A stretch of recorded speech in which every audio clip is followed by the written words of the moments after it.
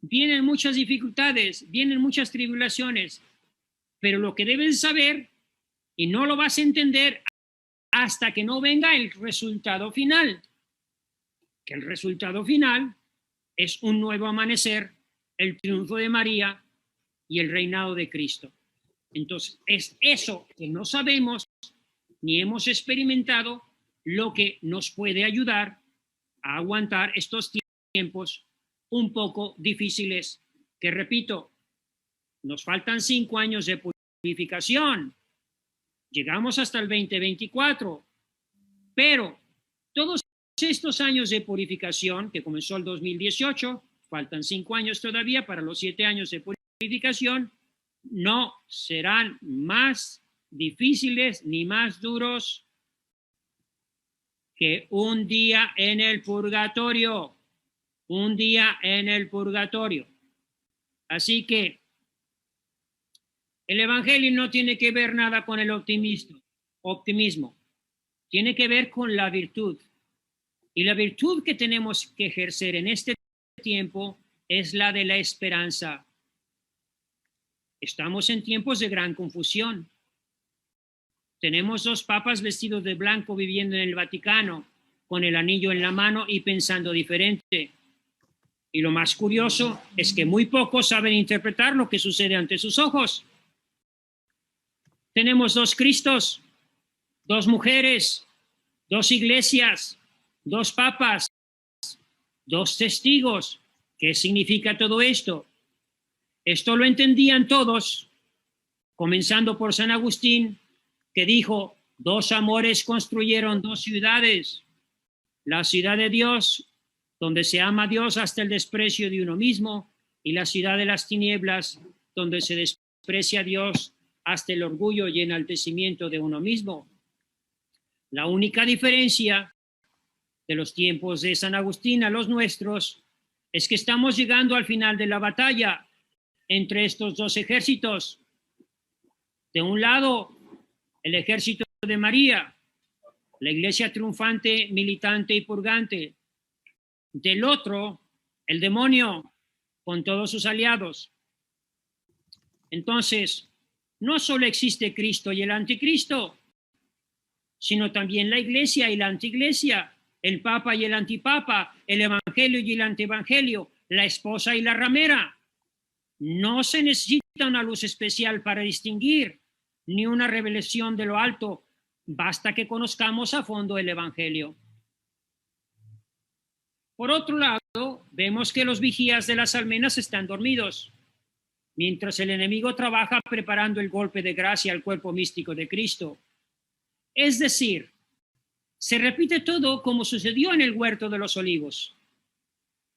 La negación de Pedro, el temor de Pedro, los apóstoles dormidos durante la agonía de nuestro Señor. Por eso aquí necesito hacer algunas aclaraciones antes de seguir adelante. Todo se repite, todo se va a volver a repetir. La pasión de Cristo se va a repetir en su iglesia, literalmente, hasta el punto que nos parezca a nosotros que la iglesia pereció, exactamente como sucedió con Jesucristo, que creyeron que todo había acabado con la cruz, pero después renacerá una nueva iglesia, nueva Jerusalén, la mujer de Cristo, la esposa, la novia engalanada. Entonces, aquí aclaro algunas cosas. Desgraciadamente esto es necesario porque estoy dando una charla pública y entre el público me están espiando, me está gente que espera a que me equivoque en algo para denunciarme. Entonces tengo que ser muy prudente, no puedo hablar con mucha claridad. Tengo que hablar hasta cierto punto en clave y tengo que dar algunos puntos para su reflexión. Así que aclaro, primer punto, esta charla es solo para los que pertenecen al remanente fiel y han hecho su consagración a María, para nadie más. Al remanente fiel pertenecen los que se han consagrado a María según Montfort y viven su consagración, se dejan guiar por la estrella de la mañana y tienen su mirada en las cosas de arriba. Nada de lo que voy a decir es dogmático, Dejo todo a su juicio y a juicio de la Iglesia. Rechazo todo lo que pueda decir y sea contrario al Evangelio, a la tradición y al magisterio perenne de la Iglesia. Llevo 26 años preparando esta charla. Le he pedido luz al Espíritu Santo. Sé que lo que digo es verdad, pero nadie está obligado a creer. Nada de lo que digo lo sé por revelación directa. Dios a mí no me ha hecho ninguna revelación, pero creo en la revelación de Dios. La Virgen no se me aparece, pero creo en los mensajes de la Virgen. No tengo sueños de ángeles ni visiones celestes, pero creo que el cielo sí nos habla.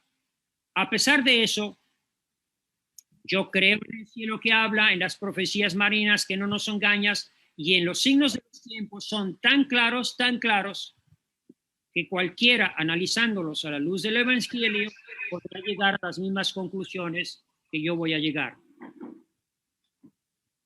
Estamos ya en los últimos tiempos y creo que todo pasará en esta generación. Quinto, todo lo que digo, cualquiera lo puede verificar si lee el Evangelio, estudia las profecías y pide ayuda al Espíritu Santo. Por ello, mi recomendación es tomen nota de todo. No se crean nada de lo que voy a decir. Es decir, no pongan su fe en el Padre Rivas. A mí no me habla Dios. No pongan su fe en el Padre Rivas. Pónganla en el Evangelio y en el mensaje, en los mensajes de la Virgen María. Es verdad que hay falsos profetas, pero la Virgen María no es un falso profeta. Y eso que lo sepa toda la Iglesia. La Virgen María no es un falso profeta. La Virgen María sí habla, el cielo sí habla, el cielo no es indiferente a nada de lo que... Lo que está por venir es el reino de Cristo y su victoria definitiva sobre el demonio, el pecado y la muerte. Lo que está por venir es el fin del mal, el triunfo del corazón inmaculado de María, un nuevo amanecer, cuando después de los 3 días de tinieblas, y después de que los ángeles de Dios se lleven toda la cizaña que el enemigo sembró en el campo de Cristo, María enviará a su ángel y a sus ángeles y encadenará a Satanás y a sus ángeles en el infierno. Lo que está por venir, y ya estamos en ella, es una gran purificación para el mundo, para la Iglesia y para cada individuo. La primera purificación fue en agua con Noé. La segunda fue en sangre con Cristo. La tercera, que nos corresponde a nosotros, a esta generación, será completa, será total, será absoluta y será en fuego. Exactamente, literalmente, como lo dice la bendición del agua bendita del misal romano latino que se tiró a la basura después del concilio. Al final decimos, por aquel que ha de venir a juzgar a los vivos y a los muertos y a este siglo por el fuego. Así lo dice la fe, así lo dice el ritual romano en latín que se tiró a la basura después del concilio. La primera purificación en agua fue la del Padre. La segunda purificación en sangre fue la del Hijo, y la tercera purificación en fuego será obra del Espíritu Santo. Este fuego purificará, pero no destruirá nada de lo que hemos construido con el oro del amor de Dios y la plata del amor al prójimo. Sí destruirá absolutamente todo lo que no se ha construido con paja, con vanidad, con soberbia, con orgullo, con envidia, con celos, con avaricia. Todo absolutamente será destruido. Ciudades, edificios, pueblos, naciones. Todos los reinos serán absolutamente destruidos. Pero nosotros no tenemos nada que temer si hemos construido con el oro del amor a Dios y la plata del amor al prójimo. Tercero, lo que está por venir, aunque no en el orden que lo voy a decir, primero es la peste, después vendrá el terremoto de México, que será un aviso para los demás países. Después vendrá el hambre, después del hambre la guerra, después de la guerra el anticristo, que traerá la paz y seguridad a costa de renunciar a tus principios cristianos. Después del anticristo la purificación en fuego, provocado, como dice Daniel en el capítulo 2, por una piedra no movida por mano humana, que destruirá todos los reinos y los convertirá en polvo, y no quedará recuerdo de esa civilización. Esta profecía es verdadera y está en la Biblia. Y la interpretación que da Daniel es verdadera y está en la Biblia. Si tú ignoras la Biblia, ignoras las Escrituras, seas sacerdote, obispo, religioso, seminarista, es tu culpa. Es tu culpa. Porque todos deberíamos de ser profesionales en las profecías, en las Escrituras, en los evangelios. Sino que vas a predicar si no predicas el evangelio. Así pues, después de esto, de esta separación definitiva del trigo y la cizaña, que será en la fiesta judía de la cosecha, y la cosecha es una fiesta de alegría, se separará el trigo de la cizaña, sucederá en la fiesta judía de la cosecha. Y después de eso, vendrán cielos nuevos, tierra nueva, llegará el triunfo de María, el reinado de Cristo y un nuevo amanecer. Esto es lo que sucederá, esta es nuestra esperanza, es nuestro gozo, es nuestra alegría y es lo único que nos va a poder sostener en la fe al pasar estos 5 años que nos quedan de tribulación. Hay algo que tiene que suceder antes de la manifestación del anticristo, y es la muerte de uno de los 2 papas. Aunque digo que el anticristo no va a tener ya mucho trabajo que hacer, porque ya le está pavimentado el terreno, ya está pavimentado el camino. Nuestras mentes, las mentes de la mayoría, a través de la radio, de la televisión, del internet, ya están condicionadas a creerse todas las mentiras del anticristo, ya están condicionadas, ya están, por así decir, ya tienen un chip mental para cuando venga el anticristo, todos salgan a recibirlo como se recibió a Cristo, con aplausos y vidas, como si fuera el Mesías. Así se recibirá al anticristo, porque eso es lo que esperan, que se acabe todo para volver a lo mismo. I'm sorry, my friend, no vamos a volver a lo mismo. Más vale que te vayas preparando. Por eso digo, no lo pueden entender ni nunca lo van a creer, ni aunque caiga fuego del cielo, no lo van a entender, no lo van a creer. Para ellos todos son fenómenos naturales.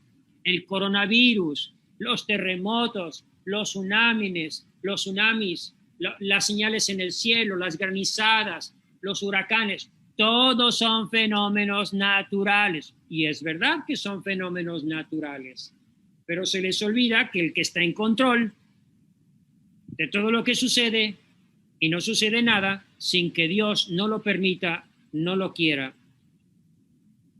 Entonces, estar atentos a los signos de los cielos como nos pidió Jesucristo. El modernismo, la suma de todas las herejías, consiste precisamente en buscar una explicación natural a todo lo sobrenatural. En muchos seminarios se ha educado a los futuros sacerdotes a interpretar naturalmente, científicamente, psicológicamente, todo lo que sucede, incluidas las posesiones del demonio. Sus análisis no son trascendentes. Parece que la Iglesia, como dice el Apocalipsis, se ha sometido a los reyes de la tierra y se ha convertido en una ONG, donde todo lo que predica no suena diferente, a lo que dicen las organizaciones gubernamentales. Segundo, para entender todo lo que está sucediendo y lo que yo voy a explicar, es necesario creer en las apariciones marianas, como lo predijo Montfort, que así como la Virgen María, lo dice en el capítulo 3, números 49 a 62, que los deben estudiar y aprender de memoria. Así como la Virgen María precedió la venida de Cristo en silencio y oculta, así precederá la segunda venida, pero ya no lo va a hacer oculta, sino en poder, en misericordia y en gracia, convocando a su remanente fiel, a los apóstoles de los últimos tiempos. María no viene a decirnos que nos escondamos en cuevas, no. Si tenemos que ser precavidos, si ya sabemos lo que va a suceder, pues como Noé nos ponemos a trabajar también en la preparación material de nuestra salvación. Pero digo, lo que María viene a decirnos es a convocarnos al remanente fiel y a prepararnos para la segunda venida gloriosa de nuestro Señor Jesucristo. La tercera clave para entender lo que está sucediendo actualmente y para creer que ya estamos en los últimos tiempos, que ya hemos entrado en el segundo año de la purificación, es necesario tener la clave de la Iglesia. A pesar de lo que dijeron todos los santos padres, y nos lo recuerda el Catecismo, diciendo que la Iglesia, esposa de Cristo, pasará por la misma pasión de su esposo, muchos no lo creen, muchos no lo entienden. Lo que para muchos consiste en la renovación de la Iglesia, una Iglesia inclusive, democrática, donde ahora las verdades de fe y las normas de conducta se deciden por voto de la mayoría, un ecumenismo falso donde ya no se busca que todos formemos parte de un solo rebaño y un solo pastor, donde los mandamientos se convierten en sugerencias, donde la conciencia se pone por encima de la ley divina, donde la obligación de anunciar el evangelio se sustituye por el diálogo, una iglesia que resalta lo secundario, las injusticias sociales, la inmigración, el cuidado de la naturaleza, y lo pone por encima de lo más urgente, el llamado a la conversión, repetir las mismas palabras de Cristo al inicio de su predicación: el tiempo se ha cumplido, el reino de Dios está cerca, conviértanse y crean en el evangelio. Eso que ya no se predica en la iglesia, viene la Virgen María a predicarlo, a decirnos exactamente lo mismo que Cristo decía al inicio de su evangelio. Si no se entiende la problemática de la iglesia y no se entiende la gran apostasía, no van a entender nada de lo que está pasando, porque San Pablo, cuando habla a los tesalonicenses, pone como condición, antes de la entrada en los últimos tiempos y la manifestación del anticristo, dice: primero tiene que venir la gran apostasía. Así que si no entienden que estamos ya en la gran apostasía, si todos los cambios y las reformas, Jesucristo,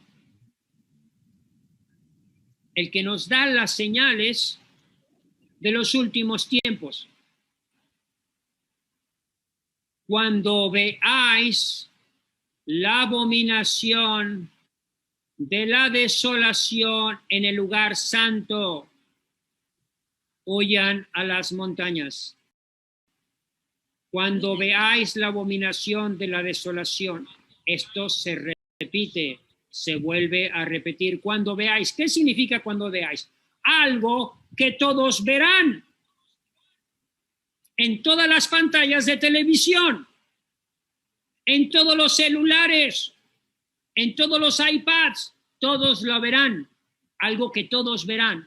Cuando veáis la abominación de la desolación en el lugar santo y de las montañas.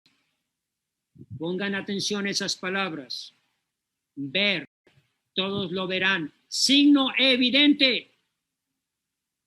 Pero siempre hay necios, no tontos, no ignorantes. Cristo no los llama tontos, no los llama ignorantes. Siempre hay necios que ven que a pesar de ver las cosas con claridad, las niegan, las rechazan. Lo extraordinario de esto, cuando veáis la abominación de la desolación, es que será algo visible para todos. Y sin embargo, la ceguera será tal, la pérdida de la fe será tal, el modernismo habrá cegado y la televisión tanto sus mentes que negarán lo que sus ojos ven. Todos verán esta abominación, que no es otra cosa que el rechazo de Dios para dar culto a los ídolos. Se verá claramente el ídolo en el lugar santo, se verá claramente en todas las pantallas del mundo que se le da culto a un ídolo, postrados de rodillas con la frente hasta el suelo. Se le da al ídolo, a Satanás. Padre, perdone Lo que se niega a Cristo. No te pongas de rodillas, no te pongas de rodillas, es una ofensa. Pero ante Satanás sí. Ante el ídolo sí. Si eso se da en el lugar santo por excelencia, esto significa que también en muchos lugares santos se está dando lo mismo. Y entonces, ¿qué nos toca hacer porque a nosotros? Satanás se cree Dios.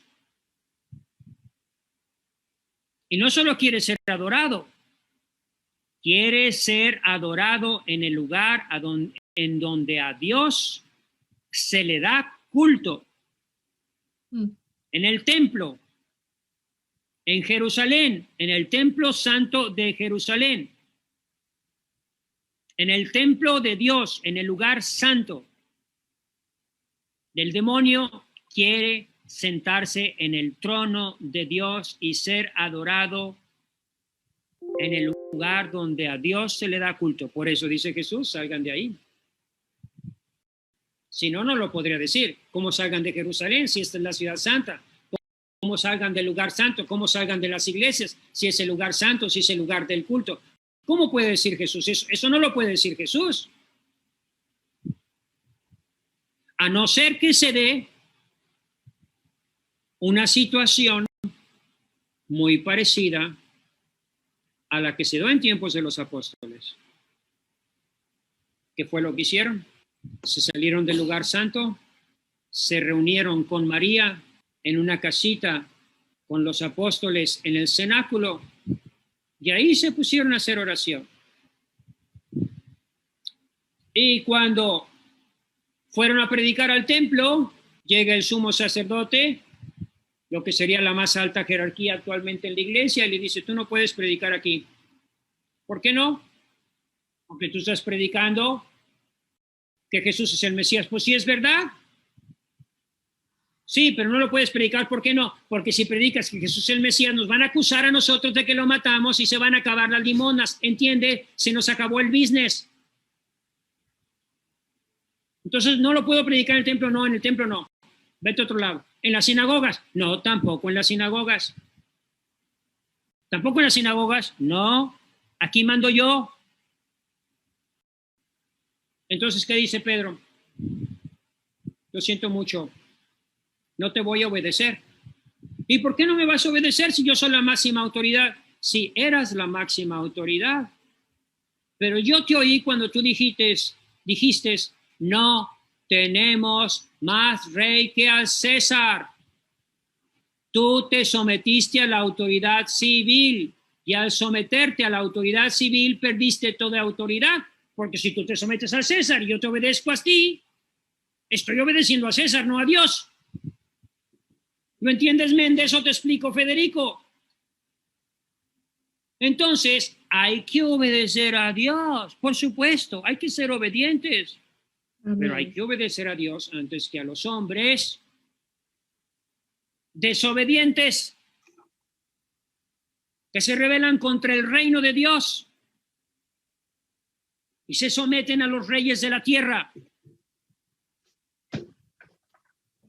que le dan al ídolo lo que le niegan a Cristo en la Eucaristía. Por eso, dejémonos de pleitos. No acusemos a nadie. No hablemos mal de nadie. Eso no le gusta a Jesús. Dios nos va a juzgar a todos, comenzando por los de arriba. Va a llamar a los siervos, nos va a llamar a mí. Nos va a pedir cuentas de nuestro trabajo. Y nada más nos va a hacer una pregunta: ¿cumpliste tu deber? ¿Eres el Papa? ¿Confirmaste a la gente en la fe? ¿Cumpliste tu deber? ¿Eres obispo? ¿Advertiste de los peligros a las almas? ¿Cumpliste con tu deber? ¿Eres sacerdote?